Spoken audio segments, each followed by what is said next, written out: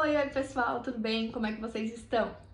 Bom, hoje nós vamos relembrar um pouquinho dos conceitos de oração, período e sintagma. Vamos lá. Uma oração é uma unidade que se forma em torno de um verbo. Portanto, só existe oração se houver um verbo. Se estamos lendo um texto e vemos que há um verbo, sabemos que ali há uma oração, portanto, sabemos que podemos chamar aquela frase de oração. Por exemplo, aqui nessa oração, a menina sorriu. Temos algum verbo aí? Temos, né? O sorriu. Achamos um verbo? Legal, sabemos que temos uma oração. Mas vamos ver se temos mais algum outro verbo? Olha lá, é um verbo? Não, né? Menina, também não. Então, não temos mais nenhum verbo. Portanto, aqui só temos uma oração. Legal. Se tivéssemos outro verbo, teríamos duas orações. Mas só temos um. Beleza. Também vamos poder chamar esse trecho de período. Por quê? Porque um período, ele é considerado toda frase que começar em letra maiúscula, terminar em um ponto final, ou em um ponto de exclamação ou de interrogação, e ser constituído por uma ou mais orações. E para a gente saber se é uma oração, vemos se tem verbo, né?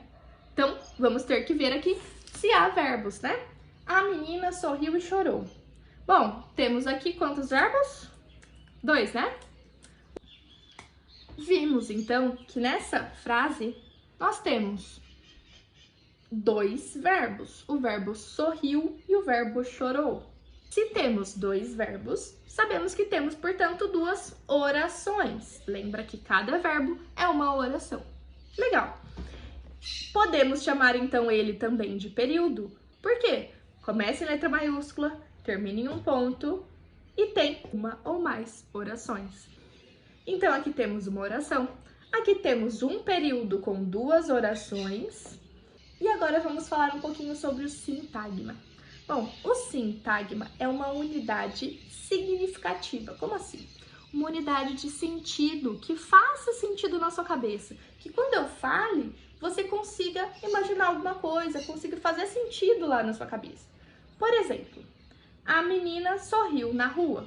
Quando eu falei essa frase, fez sentido na sua cabeça, né? A menina, você pensa numa menina, estava lá na rua e sorriu. Legal? Então, por exemplo, podemos pegar um período e esse período, que é um pouquinho maior, a gente pode quebrar ele em alguns sintagmas, em algumas partes menores que façam sentido também sozinhos. Então, por exemplo, se eu pego esse período aqui, a menina sorriu e chorou, e eu pego uma partezinha desse período, só a parte a menina, eu tô pegando um sintagma, porque é uma unidade que faz sentido, uma unidade significativa, a menina. Se eu falei a menina, você aí imaginou agora uma menina, não é? Que é só uma, porque sabemos que tem o a, que tá no singular, e que é menina, porque tá no feminino. Isso tudo você pensou, porque veio uma unidade de significado na sua cabeça quando eu falei isso aqui, a menina. Então, a essa unidade de significado, a gente dá o nome de sintagma. Então, um texto ele pode ser quebrado em vários sintagmas, várias partes menores que vão fazer sentido sozinhos, várias unidades significativas. Vamos ver aqui um exemplo de sintagma. Olha lá, temos aqui uma oração. A menina sorriu na rua. Temos aqui um verbo só, então é só uma oração, certo? E também pode ser chamado de período, porque começa em letra maiúscula, termina em ponto final e tem pelo menos um verbo. Legal? Vamos então achar nesse período partes menores de significado. Por exemplo, um aqui, a menina, como eu já falei. Cada sintagma vai possuir um núcleo. O que é isso? Cada sintagma vai possuir uma parte que é mais importante que as outras para o significado. É uma parte que significa mais do que as outras. É a parte mais importante daquele sintagma. Por exemplo, em a menina, o núcleo é menina. Porque a palavra menina carrega com ela mais significado. Se eu falo pra você só a palavra menina, você já imaginou uma menina aí na sua cabeça, não é? Agora, se eu falo a é muito mais difícil de você imaginar uma coisa mais certa, com um significado mais forte, né? Então, menina é mais significativo do que o a. Menina é, portanto, o núcleo deste sintagma a menina. Se eu tirasse a palavra menina, não existiria nenhum significado completo. Outro sintagma aqui é sorriu na rua. Qual será que é a palavra que é o núcleo desse sintagma sorriu na rua? É a palavra que tem mais significado aqui nessa parte. Nesse caso, o verbo que vai ser o núcleo, que no caso é o sorrir. Sorriu, né? Porque temos então outro núcleo de outro sintagma, né? Sorriu na rua. Aqui também nesse período nós podemos dividir em mais um sintagma essa oração, que é o sintagma na rua. O núcleo do sintagma na rua é rua, que é a parte mais significativa desse sintagma. Então, esse período nós podemos dividir em 3 sintagmas diferentes. A menina sorriu na rua ou na rua, certo? E cada sintagma vai ter um núcleo, e esses núcleos são menina, sorriu, rua. São as partes mais importantes. Para a gente ter certeza que uma palavra é núcleo daquele sintagma, é só a gente tirar essa palavra. Olha como os núcleos do sintagma são tão importantes, porque eles trazem a significação. Por quê? Se eu tirar eles, eu não consigo entender um significado por trás do que sobrou. A e na. Isso não me diz nada significativamente, né? Continuando então, pessoal. Os sintagmas podem ser classificados como sintagma nominal ou como sintagma verbal. A gente vai chamar esse sintagma de nominal quando o núcleo dele for um nome, ou quando o núcleo dele é uma palavra que tem função de nome.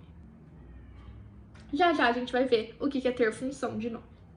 E um sintagma verbal é aquele em que o núcleo é um verbo ou uma locução verbal. A menina é um sintagma que podemos chamar de nominal, porque o núcleo de a menina é menina, ou seja, um nome. Já o sintagma sorriu na rua, a gente pode chamar de sintagma verbal, porque o núcleo dele é sorriu, é um verbo. Portanto, sintagma verbal.